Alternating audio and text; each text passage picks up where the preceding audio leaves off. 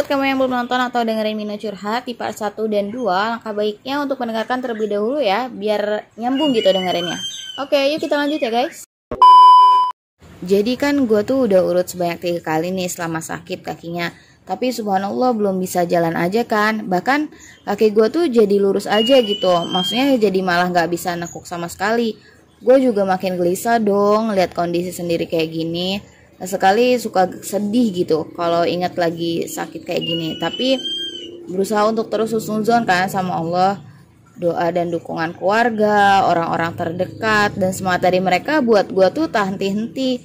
Entah lewat chat atau yang berkunjung ke rumah gue. Sekali gue juga takut malah mengalami gak bisa normal kayak yang lain. Pasti kalau gue lagi mikir kayak gitu ya gue paling nangis doang kan. Tak henti-hentinya gue berdoa buat kesembuhan diri gue yang pengen banget bisa jalan dan bisa beraktivitas normal kembali. Dan Masya Allah ternyata paman gue tuh punya info tukang urut khusus patah tulang gitu kan. Alhasil orang tua mengiyakan untuk kita ikhtiar berobat ke sana. Nah kalau di Sunda paman itu mamang kan dipanggilnya ya. Nah itu anaknya mamang juga dulu jatuh di kamar mandi terus tangannya patah gitu. Pas dibawa urut dan terapi ke sana gak lama kemudian normal lagi kan. Akhirnya gue pun berharap sama Allah gue ada nasib baik setelah urut dari Tangerang itu. Nah singkat cerita sampai kan kita, ya gue sih masih dengan perasaan yang sama kan, deg-degan gitu. Padahal belum ketemu sama bapak urutnya loh. Nah akhirnya bapak yang mau ngurutnya keluar kan. Terus gue masih di dalam mobil gitu, siap-siap mau keluar sambil bawa tongkat. Siapa yang mau urut? Kata bapaknya. Kata mama, ini pak. Gue senyum kan, sini neng, kata si bapak. Nah bapaknya pasang muka gelisah gitu dan bilang, wah ini mah udah parah neng, kenapa baru dibawa ke sini? Ini udah berapa minggu? 3 minggu pak. Ini darahnya udah beku, udah susah ini kalau mau diurut. Saya gak berani ini. Bingung saya juga, kata bapaknya kan. Saya bisa aja sih nanganin, tapi siap gak kalau nanti darah di mana-mana? Karena kan nanti ini kulitnya harus disayat gitu kan, dikeluarin semacam darah yang bekunya. Kemarin-kemarin aja saya nanganin yang semacam ini nih, bengkaknya juga udah parah banget kalau yang kemarin. Alhasil pas saya urut itu pecah kan, darahnya muncrat kemana-mana dan ada serpihan tulang yang keluar. Mau kayak gitu neng? Terus bapaknya masih ngelanjutin ngomong kan. Aduh saya gak berani sih, kata si bapak. Punya kenalan dokter gak bu? Itu si bapaknya nanya ke ibu gua gitu kan. Buat bantu ngeluarin dagingnya ini nih. Ya tapi namanya lagi kayak gini rawan sih kalau di rumah sakit, kata dia. Karena nanti yang ada dimasukin ke corona gitu loh guanya. Dan kalau udah dimasukin corona itu kaki mah gak bakal diobati neng. Masih makin gelisah dong gua digituin. Bapaknya juga bilang maaf nih saya ngomong pahitnya aja ya. Ini kaki mungkin kalau nggak ada jalan lain ya dipen yang dipasang besi gitu kan guys. Tapi ya namanya buatan manusia kan bisa aja ada waktu hancurnya, kata si bapak tuh.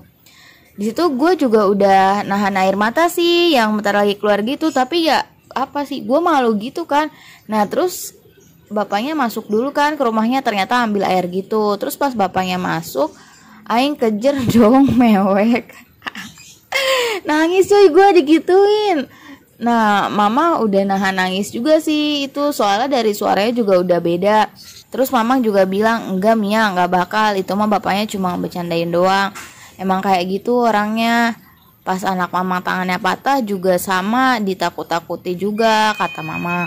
Nah gue di situ tetap nangis cuy. Aduh malu banget sih udah gede ya. Mama bilang udah bismillah teh, sembuh bismillah. Nah kalau bapak gue ya, dia kabur karena bapak emang penakut kalau dengar begituan. Pas adek gue yang cowok aja pernah kan dijahit kakinya karena kecelakaan motor juga. Nah bapak nggak ngebantu megangin karena emang bapak ngerian kan orangnya. Waktu itu pas si Rizal dijahit di gue itu ya gue bantu pegangin sambil ngeliat jarum jahit gitu guys. Ya emang ngeri sih. Nah terus bapak urutnya keluar tuh sambil bawa gelas gitu. Terus nanya lagi kan, gimana Neng, mau pilih mana? Dibawa ke rumah sakit dulu diambil laginya atau urut di sini, tapi resikonya pecah itu yang di bengkaknya dan pasti darah di mana-mana. Ya gue masih diem aja karena abis nangis tadi kan. Gue bilang nggak tahu kayak gitu. Lah kok nggak tahu, saya nggak bisa ambil keputusan lah, kata si bapak. Gimana Nengnya aja mau yang mana? Lah apalagi gua kan disuruh pilih dua hal yang mengerikan itu dalam waktu yang mendadak gitu, mana bisa gitu kan. Udah tuh, terus abis itu gua disuruh tiduran gitu, siap-siap mau diurutkan. Sesuai instruksi gua tiduran dong. Dengan yang paling parah kali ya, maksudnya kan gua ini urut yang keempat. Nah urut keempat ini kan gua beda tukang urut lagi, gua urut di Tangerang guys. Ini kayaknya rasanya paling parah sih. Soalnya nih di benak gue itu kaki gue ditekuk paksa, terus darah muncrat beserta daging di mana-mana gitu. Nah, bapaknya udah megang jarum tuh. Yang gue lihat sih jarum, tapi kata mama itu bukan jarum tapi cucuk bunga kertas, tahu kan ya? Nah, habis itu kata bapaknya, tahan ya.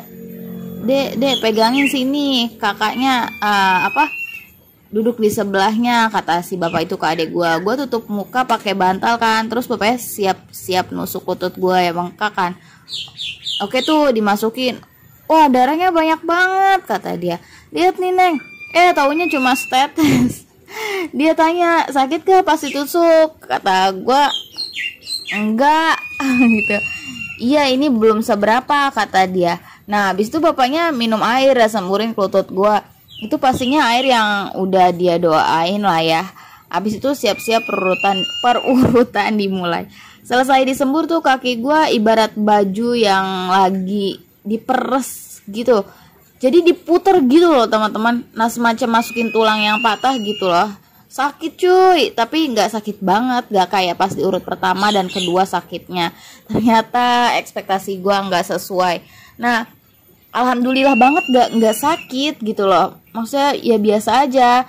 Nah abis itu gue suruh bangun, udah duduk Neng, kata bapaknya. Terus kaki gue kan lurus tuh, abis itu sama si bapaknya didorong dan dipaksa untuk nekuk.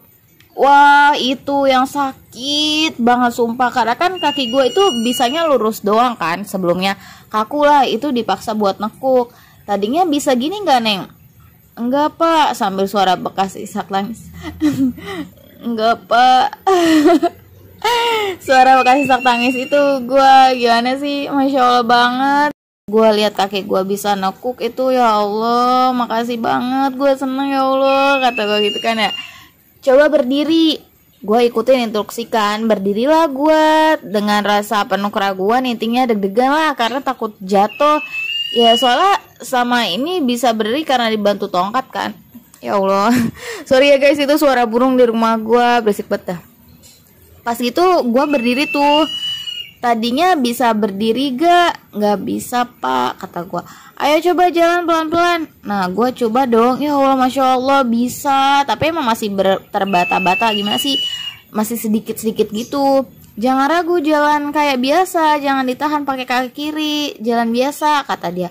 Nah gue coba kan pelan-pelan pokoknya. Ya Allah bisa coba, tapi ya emang masih ngilu-ngilu gimana gitu. Coba jalan ke bapak kamu tuh. Nah gue jalan kan ke bapak sambil gue salaman minta maaf gitu karena ngerasa banyak dosa banget. Ya Allah bapak maaf. Ke mama juga gue salaman minta maaf sambil nangis. Ya Allah melo banget pokoknya aing mah. Ternyata baru sadar dong. Oke lanjut ya. Ternyata baru sadar dong ucapan bapak urut yang tadi itu cuma buat nakut-nakutin gue. Tahu nggak sih selama dia ngomong gitu pikiran gue udah kemana-mana. Kayak ya Allah gimana ini masa depan gue, gimana ini gue juga pengen bisa jalan normal, gue pengen nikah, gue pengen dan lain-lain lah. Kayak udahlah pasal mending gue udahan hidup aja, sampai mikir kayak gitu. Gue coba ya pikiran berkecamuk lah. Saat itu gimana gak gelisah coba. Ya divonis gak bisa jalan selama-lamanya, stres lah gue cuy. Nah udah selesai kaki gue diikat kaki gue diikat gitu, dililit pakai apa ya namanya, gue nggak tahu kalau buat orang yang patah tulang gitu bahasa Sunda nama dibengker bayalah. kata bapaknya hari Senin gue suruh ke situ lagi untuk terapi lagi. Nah, tugas dari dia sama gue di rumah adalah belajar nekuk dan belajar jalan, plus sholatnya jangan duduk tapi duduk lagi, tapi sholat dengan gerakan normal. Terus juga gue nggak boleh makan telur dan yang manis-manis gitu biar makanya cepat kempes dan nggak jadi bisul.